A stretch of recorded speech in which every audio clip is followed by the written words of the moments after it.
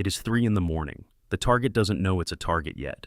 Somewhere deep inside a reinforced compound, buried under meters of concrete, surrounded by anti-aircraft batteries, shielded by layers of electronic jamming, a decision is being made. A decision that could shift the course of a conflict. The men inside that bunker feel protected. They feel invisible.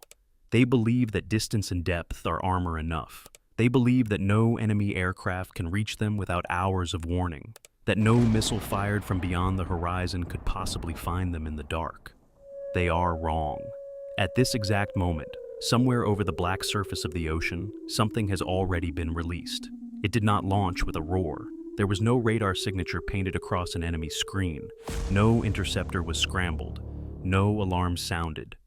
It is already airborne, already navigating, already hunting. And it has been in the air long enough that turning back is no longer the question. The question is only, how many seconds remain? Before we go further, I'm curious about something. Where are you watching from right now? Are you watching from the United States, Canada, Australia, or somewhere else in the world? Drop your country in the comments below. I always enjoy seeing where people are watching from. Now, let's go back to the discussion. This is not a story about firepower. It is a story about reach, about precision, about the terrifying reality that modern warfare does not always announce itself, and that some of the most consequential weapons in existence look almost too ordinary to fear. For decades following the Second World War, the fundamental problem of long-range strike wasn't explosive yield. It wasn't aircraft range. It was survivability. Getting a weapon close enough to matter without losing the platform that carried it. Fighter jets could strike deep targets, but pilots were mortal. Anti-aircraft systems grew more capable every decade. Surface-to-air missiles extended lethal envelopes far beyond what early planners anticipated. Strategic bombers could carry enormous payloads, but they required elaborate fighter escort packages, suppression of enemy air defenses, electronic warfare support, and in many cases, political authorization for overflight of Allied airspace. The logistics of a single deep strike mission could involve dozens of aircraft and hundreds of personnel, all of it visible, all of it telegraphed to anyone paying attention. The Cold War made this problem existential. Soviet air defense networks became among the densest and most sophisticated in history. Radar coverage overlapped across vast stretches of Eastern Europe and Asia. Integrated command systems meant that a single detection could cascade warnings across hundreds of kilometers within seconds. For U.S. Navy planners in particular, the challenge was stark. Aircraft carriers are powerful, but they operate in contested maritime environments. Strike packages launched from a carrier deck have to penetrate airspace. Pilots face real risk. And when a crisis escalates faster than air wings can reposition, the gap between strategic need and available response becomes dangerous. The answer could not simply be more aircraft. It had to be something that removed the pilot from the equation entirely. Something that could be launched from a ship sitting well beyond the combat zone. Something that flew low enough to avoid radar. Something that could navigate for hundreds, eventually thousands, of miles without human correction. Something that could find a specific building, a specific entrance, a specific vent shaft, in the dark, on its own. The problem wasn't just technical, it was conceptual. The U.S. military had to reimagine what a strike weapon was. Not a bomb dropped from above, not a missile that rose and fell on a ballistic arc. Something in between, something that flew like an aircraft, but was consumed like a bullet. It entered service in the early 1980s. It looked, honestly, like a small commuter aircraft, roughly 20 feet long, with short stubby wings that deployed after launch, and a small turbofan engine that sounded more like a lawnmower than a weapon of war. When defense journalists first saw photographs of it, reactions were mixed. Some questioned whether something so visually unassuming could carry the strategic weight that Navy briefings suggested. The contrast between its modest appearance and the claims being made on its behalf generated genuine skepticism. That skepticism did not survive its first combat deployment. The Tomahawk cruise missile is, at its core, an answer to a question that most militaries couldn't even fully articulate yet. What does precision actually mean in warfare, and what is it worth? Not precision in the sense of close enough. Precision in the sense of a specific room, in a specific building, in a city whose air defenses had not been degraded, on the first night of a conflict before a single manned aircraft had crossed the border. What made it strategically unique was not speed. It is subsonic, slower than most fighter jets. In a direct race, an interceptor would win easily. What made it dangerous was everything else. It flies at low altitude, often below 100 meters, which places it beneath most radar coverage. It can follow terrain contours rising and falling, with the landscape making it difficult to track even when detected. Its navigation system originally relied on terrain-matching algorithms, later augmented with GPS, and ultimately with imaging systems capable of comparing real-world visuals to stored target photographs. It gives it an accuracy measured not in hundreds of meters, but in single digits. Under optimal conditions, it can strike within meters of its intended aim point after flying over 1,000 miles. And it can be fired from a ship that never enters the threat environment at all. A destroyer sitting 900 miles offshore, a submarine at depth, entirely invisible, launching from beneath the surface. Neither platform needs to move closer. Neither crew enters danger. The weapon does the traveling. The weapon takes the risk. And when it arrives, it does so, having flown a route specifically chosen to avoid radar coverage, sometimes approaching from an unexpected direction, sometimes loitering briefly before descending on final approach. For the men inside that reinforced bunker, none of this is visible. No aircraft overhead, no warning sirens, nothing on radar. And then suddenly, everything. Imagine a situation that has played out in various forms across several decades of actual U.S. military operations. A crisis is escalating. A state actor has moved forces into a protected position command infrastructure, hardened, dispersed, and dug deep. Air defenses are active and layered. Any attempt to fly manned aircraft into range invites significant losses.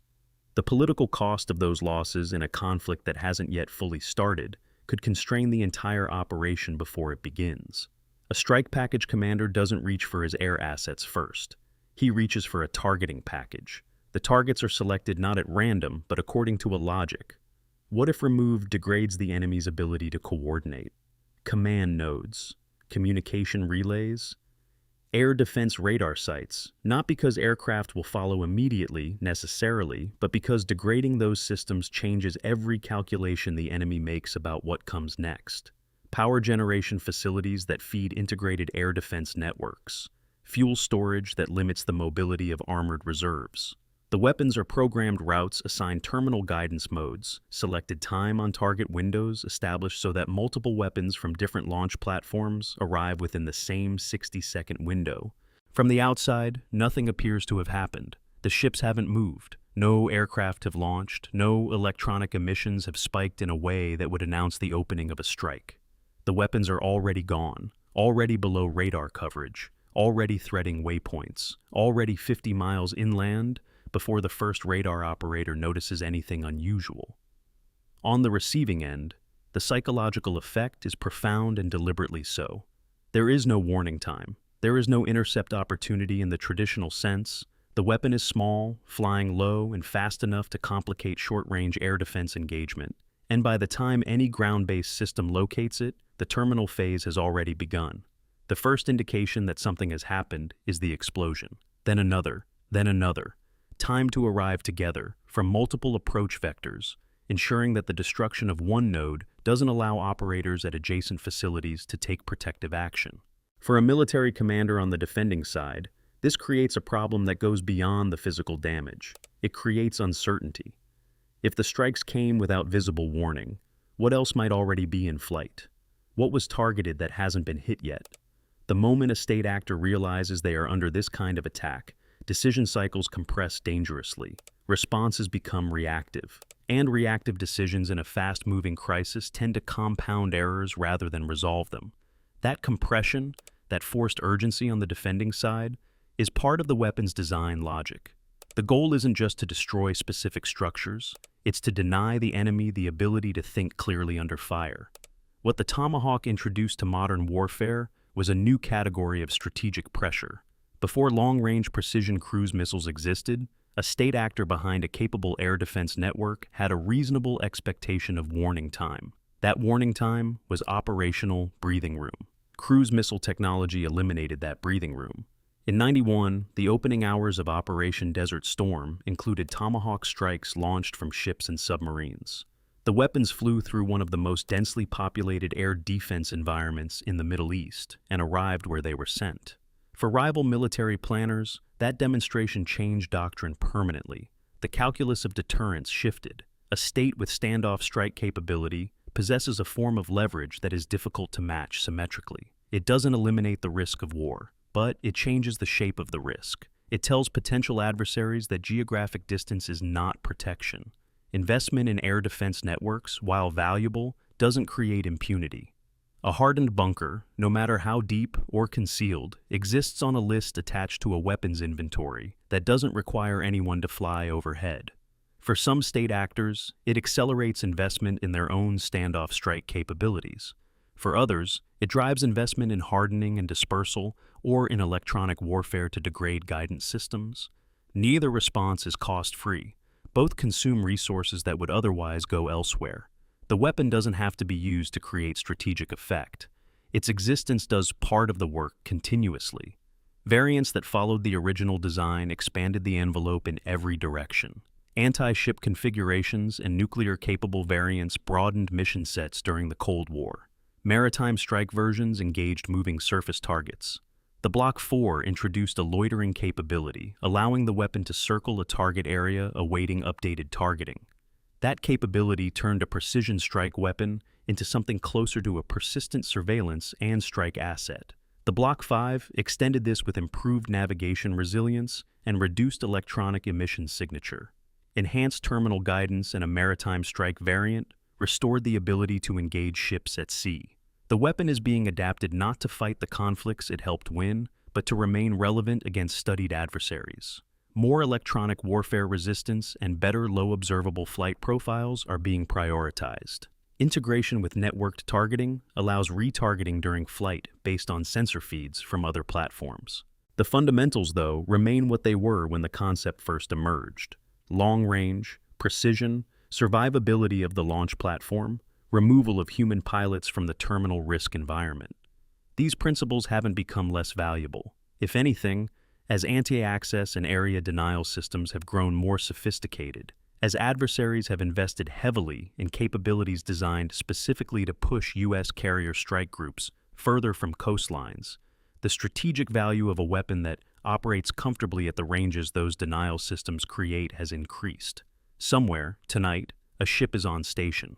Hatches closed, crew at routine watch. Nothing visible from the outside to suggest anything is about to happen. And somewhere, a facility exists that its occupants believe is protected by distance, by concrete, by radar, by the simple logic that no one can reach them without being seen first. They have been wrong about that for over 40 years. The weapon is already in inventory. The routes are already calculated. The targeting packages are already built.